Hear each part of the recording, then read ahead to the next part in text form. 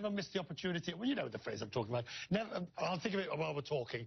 More Indians are turning to mobile payments as India struggles with a shortage of cash. The crisis started around a month ago when the government abruptly pulled the two largest rupee notes from circulation. It was the 500 and the 1,000 rupee. Now, they actually account for 86% of all cash in the country.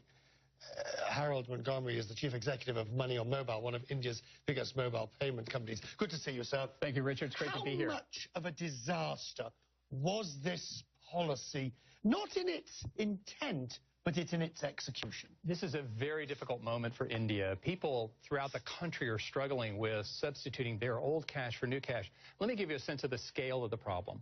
There's 1.2 billion people in India. Every single one of them is affected by this policy decision simultaneously. That's very rare in human history. We're talking about 23 billion banknotes that have to be exchanged. 8 billion 15s and 15 billion 500s and 8 billion 100s. It's a huge, huge task. Farmers can't get their crops to market.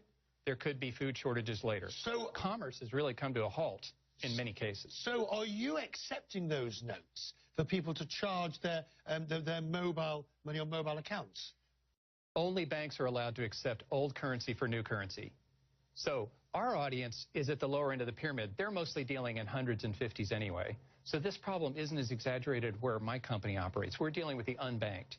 But for many, many people, this is really a constraint on commerce in everyday life. Where do you see the cashless society of India, which is so much based, as you just pointed out, on small denominations, ordinary traders, ordinary people, frankly, money in a sock under the bed in most cases? Right. Where do you see the growth potential? Almost everyone in India has a reservoir of cash in the home that they're now trying to exchange for new currency. But what the government's trying to do is to force everyone into the banking system at even an elementary or entry level and to force digital transactions. And there's a lot of reasons for it. Stopping black money is one, as you mentioned, but stopping counterfeit is another. I've seen estimates of 5 to 8% of all the notes in circulation in India are actually counterfeit. So that's a huge problem. So the volume of transactions that you are now seeing as a result of this this policy, this change, how would we characterize it? It's growing exponentially.